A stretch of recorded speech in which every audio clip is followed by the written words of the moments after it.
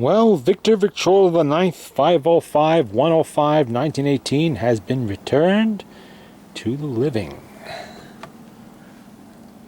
This is the one that had the really bad springs that were just caked with filth and were rusted in the barrel, and it actually cracked in multiple places, so they had to be replaced. Fortunately, I did have a spare motor and the springs were good, and I used them and no problems. We have the speed set, and these are not the easiest to set, but they work. The way these things work is when it spins up to 78 RPM, you'll see the needle slowly come up until it points to 78, once you've set it with the stroboscope anyway.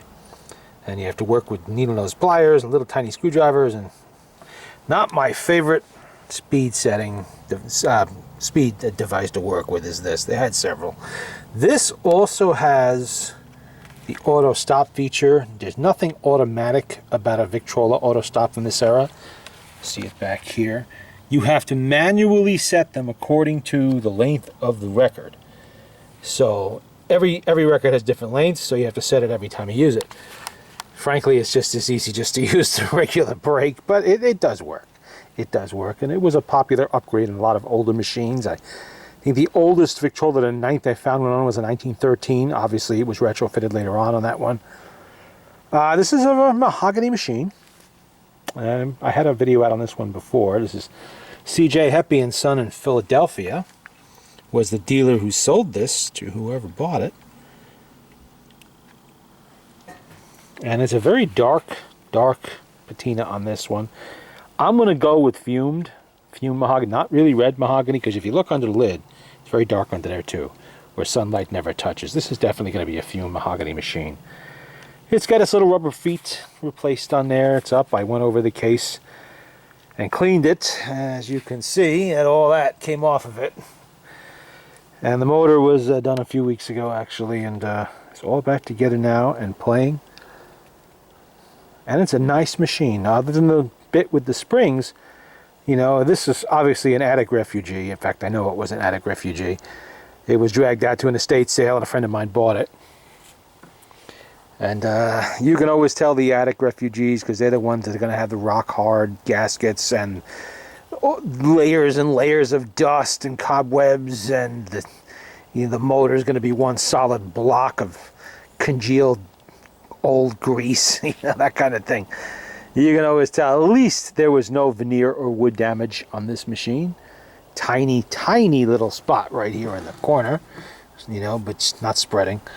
But nothing else, because this is a veneered machine, so it can peel if left in a damp environment, but that was not the case here. The veneer is solid as a rock. No problems with it at all. And this is, of course, with the feet being a 1918 model. They started that in 15. Even the turntable felt's really not that bad. That's not a replacement. That is the original. It's a little faded, but you can see it was a little dark here, but most of it is lighter than it should be now. But let's play a record. We have I Must Have Company, Philip Spallanti and his orchestra. Spitalny. I'm probably mispronouncing that, but that's okay. You get the idea. It's a test record from a giant stack of records that I have that I'm sorting out for eventual disposal, but let's see. Spins right up nice. I am using an exhibition on this one. It came with a number 2, but not originally. Originally this would have been an exhibition, so we're going back to it.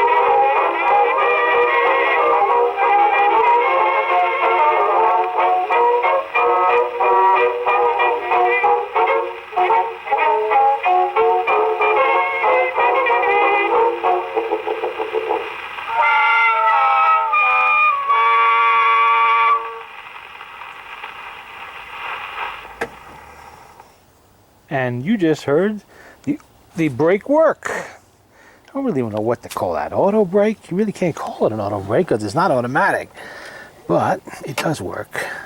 I was saying before about the reproducer. In 1918, this would have come from the Victor factory with an exhibition. In 1919, you would have had the option of changing it to the number 2, which this machine had. And that is still waiting to be rebuilt. I haven't gotten to it yet. And I will. I have to order some more isolator gaskets, and then I will rebuild that one. But for now, my test exhibition plays it very well. Excellent volume. And it is what this machine would have had in 1918. When this first came home from the dealer, and a family had it for the first time, it would have had an exhibition on it, which worked just well, perfectly well. I mean, there's nothing wrong with it. Let's try worried. Yeah, we're all worried about stuff these days.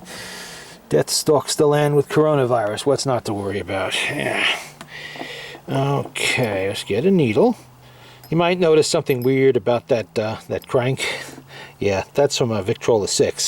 Somehow, in the last few weeks, I managed to misplace the crank. It'll turn up. It's not far, I'm sure. Right behind something or under something. But for the moment, this crank will do the job. Okay, this is how we set the auto brake. Push it over that way a little bit. Notice how it catches that arm there? Okay. Now, we're going to move it, the arm, until we get to, say, here. That's where we want it to shut off. Okay. That's where we want it, so let's see if that works. Let me start the machine.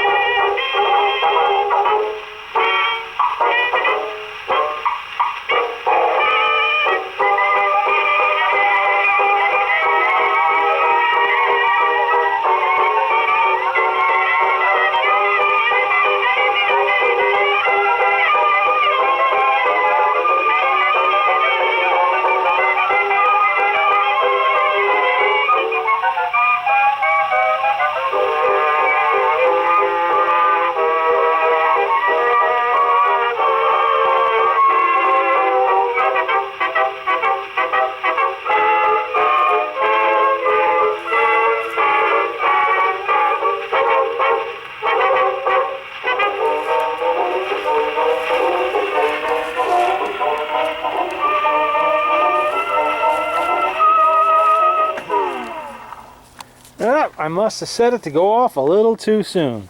One of the negatives of this. Yeah, it went off a little too soon. See, it hit there. I should have put it a little bit further over. Oh well, that's okay. You get the idea how it works. Let's put this record aside and move on to, what do we got next? Carolina. No, that's California. I think I got multiple of this one too. Who Believed in You? Well, California was the Club Royal Orchestra. I'll give them a shot. I think I've played that one before, but not this particular copy anyway. Now we'll try it again with the auto brake. Let's put that in there. I wonder what C.J. Heppy and Son would think if you'd have told them back in 1918 that 102 years later, the product they just sold would still not only be working, but working well and fully serviced. Well, you know, the Victor company itself, and I will show you in a minute once I wind it, what it said on the flyleaf of one of the records that I got. And this is going to be from the mid-teens, this particular piece of paper, what they said about operating your Victrola. Let's see, where to do it. Here somewhere.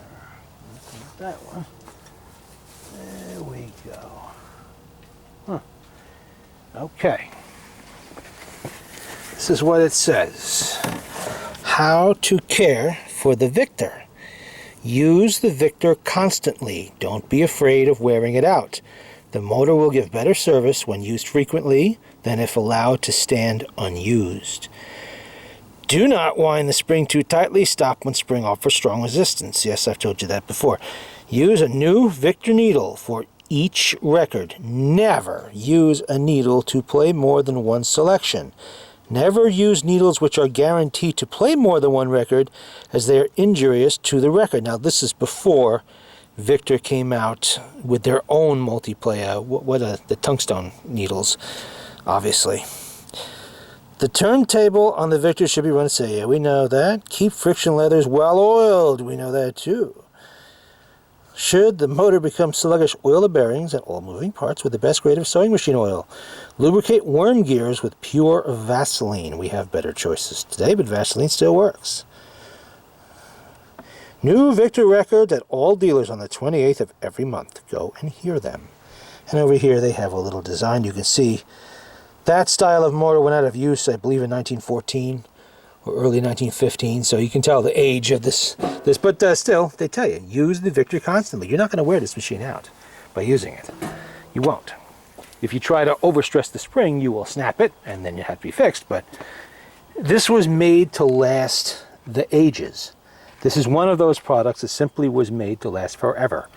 It was never made, you know, they just assumed once you bought this in 1918, you would take it home, and it would never leave your house. You would play the records on it for the rest of your life. If you lived to 100 years old, you'd be playing your Victor IX. They never really envisioned a time when there would be, you know, electronic this and that and all that stuff. As far as they were concerned, they were building this machine to last lifetimes. Not just your lifetime, but the lifetimes to come. In many cases, they were correct. All right, let's try this again with the auto brake. First, you slide this over like that. Then you see how it's gonna hit there, and you're gonna push it. Okay. We want it to stop right about there. How's that? See, it's touching. So what'll happen is it'll get to this point of the record, it'll hit that, and it should stop it. But it's an inexact science, to say the least, especially considering these records do not have eccentrics that make it a little bit easier. So it should stop right there. This does not have an eccentric, so why don't we go a little bit back. Try that again. Okay. Want it to stop right there. Let's see if it'll do it. I'm going to go a slight bit further.